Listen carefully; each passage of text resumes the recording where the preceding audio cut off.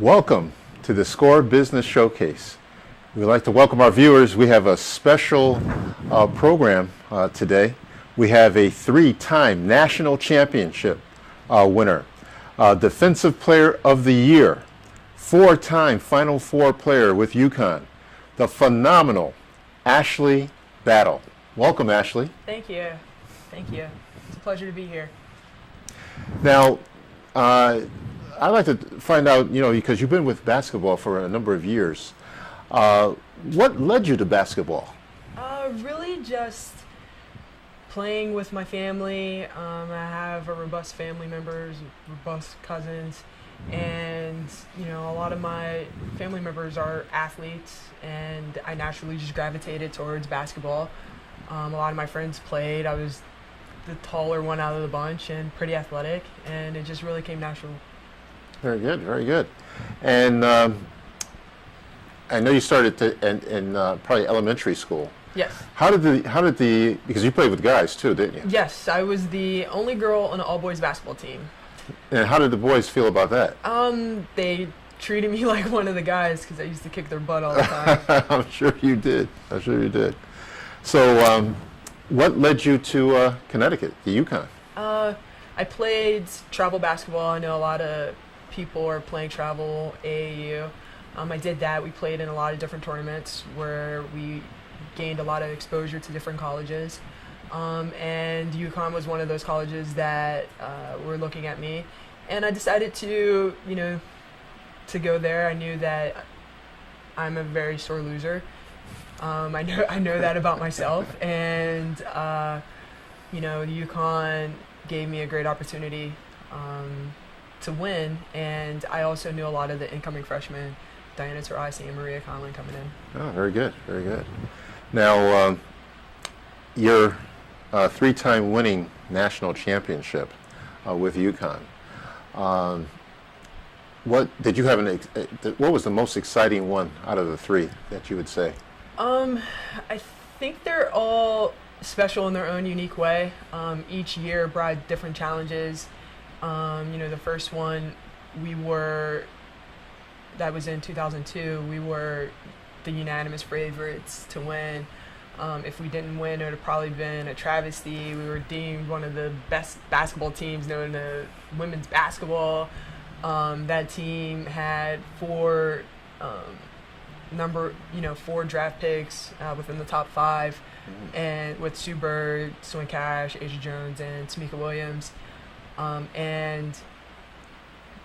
It would have been a travesty if we didn't go undefeated. So I was happy that we were able to win and go undefeated. The second year, it was a little bit different. Losing those guys presented a different challenge for us. Most people thought, well, they have Diana, but nobody else has ever had proven themselves. So a lot of us knew that we contributed a lot that previous season, but many people didn't look outside of our starting five. So we had a lot to prove, and we were able to win again. In that third year, you have the biggest target on your back. People know that you're talented and you're capable of winning, but are you able to sustain that over a course of the year? And luckily for us, we were able to do that. But we had a lot of injuries, a lot of things that we didn't have in the previous 2 years. So it was very rewarding to win that third one. Now, thinking about that, especially from the business standpoint, no pain, no gain. How did that apply to you and your team? Right. We've never really used those terms in particularly, but it's definitely applicable. I think that throughout life, I think sports presents a great opportunity to overcome a lot of different adversities. And I think that helps you translate into the business world where I'm at today, because you're going to have setbacks, you're going to have doubters, you're going to have to fight your own insecurities. And I think sports really teaches you that early on in life to kind of put you in a place to be successful later on in life once you transfer out of basketball. Yes. Now, after you were with UConn, right? Where did you go from there? So I was drafted 25th overall to the Seattle Storm in the WNBA. And that's actually where I faced a really big obstacle. I was released from the team, and that was the first time where I wasn't deemed good enough, but I knew I had great talents that could be used for a team. So I had to really make a choice if I wanted to continue to play basketball or move on to life outside of basketball. I had different opportunities outside of basketball. I double majored at UConn in marketing and economics. So there was different opportunities, but I know, again, I'm a sore loser and I like to win. So I wanted to prove to myself and to others, and especially to the people who released me, that I was capable of playing in the WNBA and that I could become a great player. So I ended up going overseas, played in Spain, which presents, a whole different amount of challenges and obstacles living in a foreign country in which you don't really know the language or the culture, but adapting to that and really, letting yourself be a part of that culture. Then I ended up coming back and playing for the Liberty. So you were like the minority in Spain. Yeah, I was. And you find different methods of communicating, whether it's hand gestures, using your eyes, using your body movements, and then picking up a few words here and there that can at least help you get some chicken when you go to the butcher. That's important. That's important. You gotta eat. Gotta eat. And I know what you're talking about, because when we went to Vienna, Austria, they spoke German there. When we were outside the group, it caused a little challenge, right? In actually communicating with those people, because we didn't know German, even though my last name Geyer is a German name. Right. I'm sure they thought that you did speak absolutely. Speak German. Matter of fact, when we opened up the phone book, there was like 5 pages of Geyers. I can only imagine. Interesting. Now, what was your most memorable moment in basketball for you? There's so many, stemming from when I was a kid leading up until now. I still play recreationally now. But if I had to pinpoint one thing, it would really just be the relationships that were built throughout the years, and really being able to depend on your teammates and have your teammates depend on you, and have them hold you accountable for things and you hold them accountable.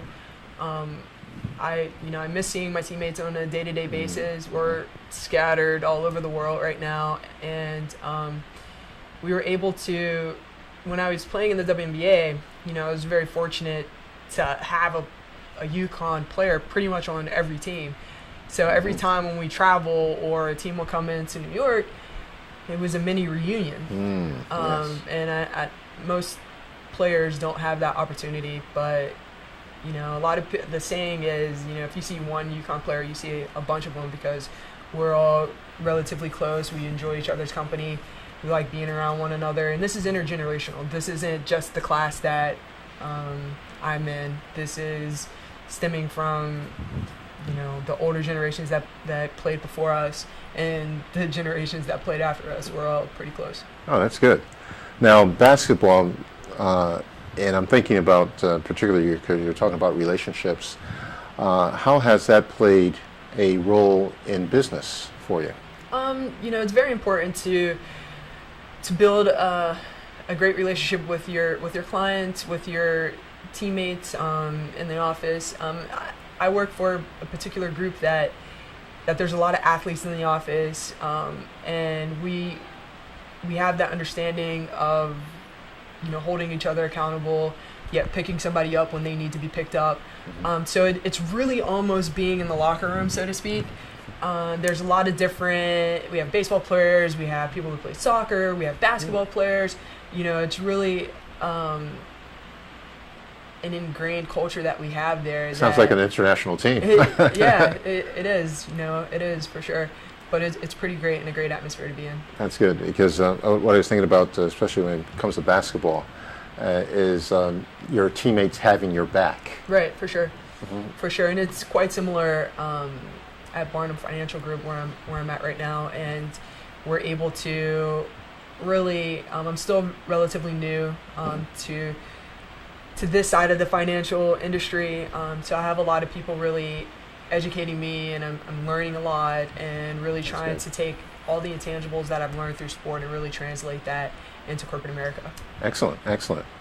Now, how has basketball actually helped you in your business arena? It's a lot of discipline. I think with anything, you need to have discipline. You need to be understanding, have some tolerance, and really know what your goal is. And if you have an understanding of what your goal is, then you can devise a plan to help you get there. And that's what we've done at Barnum, and that's what I've done in my life. Period. Is I've always had a goal, and can't really think of that many goals that I haven't accomplished. So it's really just setting the bar high and going after it. Mm-hmm. Now, there's a saying out there, the greater the obstacle, the more glory in overcoming it. Similar to going the extra mile.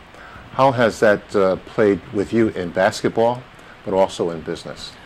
Just really understanding that, you're going to face challenges, you're going to face obstacles, and no matter how big the obstacle or the challenge, that you're very capable of overcoming that, and you're very capable of punching that obstacle in the face and plowing right through it. So for me, it's just knowing that there's challenges that I'm facing now that I may overcome, but there's going to be new challenges in the future, and to really stay the course and trust the people around you. They've done this a lot longer than you have, and really learn from their experiences, learn from their mistakes, and then take it to another level.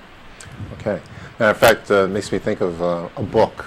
It's called 3 Feet from Gold, and what that implies. There was an illustration of what happened with a miner. He had been working at this particular mine, and he stopped and he sold the mine to somebody else. The person hired a surveyor, and come to find out they were only 3 feet from gold. All right, so what it showed was the importance of persistence, and I'm sure that has played into your life. Yeah, absolutely. Especially in talking to you earlier, you said that one time you actually got hurt. Absolutely. I've gotten hurt multiple times, actually. The first time, my first major injury was my freshman year at UConn, where I tore a ligament in my elbow. A lot of you guys will recognize that surgery as having Tommy John surgery with pitchers. But so I had that surgery. It didn't take me 4 months to recover like a pitcher. I don't really use my elbow in that capacity. But that was the first time where I had to overcome a setback and understand that it's good to have these things. It was actually probably a blessing in disguise. I ended up redshirting and put myself in a position to be drafted later on.